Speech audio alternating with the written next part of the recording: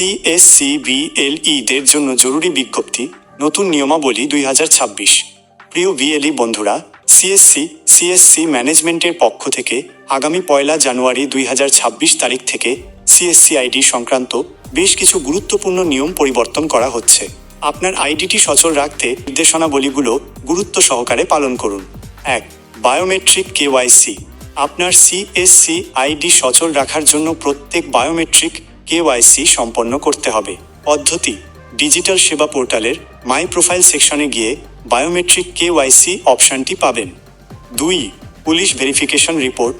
Police verification পোর্টালে অবশ্যই police verification report upload করতে হবে। শর্ত: রিপোর্টটি অবশ্যই 6 মাসের বেশি পুরনো হওয়া চলবে না। এটি আপলোড না করলে আইডি বন্ধ হয়ে যেতে পারে।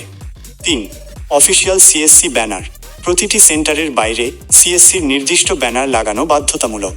সতর্কতা: ব্যানারে বাড়তি কিছু লেখা যাবে না, অফিসিয়াল ফরম্যাটই ব্যবহার করতে হবে। ফিজিক্যাল ভেরিফিকেশনের সময় আপলোড করা ছবির ওপর ভিত্তি করেই ম্যানেজমেন্ট আইডি সচল রাখার সিদ্ধান্ত নেবে। 4.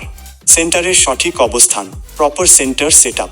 ম্যানেজমেন্টের নির্দেশ অনুযায়ী এখন থেকে আর বাড়িতে বসে সিএসসি আইডি চালানো যাবে না। আইডি সচল রাখতে হলে একটি প্রপার সিএসসি সেন্টার বা দোকান থাকতে হবে, অন্যথায় আইডি নিষ্ক্রিয় করে দেওয়া হবে। 5. এক আইডি এক সেন্টার নীতি।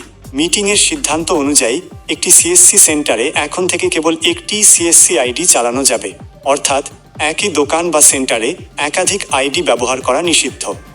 মনে রাখবেন, এই নিয়মগুলো আগামী 1 জানুয়ারি 2026 থেকে কঠোরভাবে কার্যকর হবে।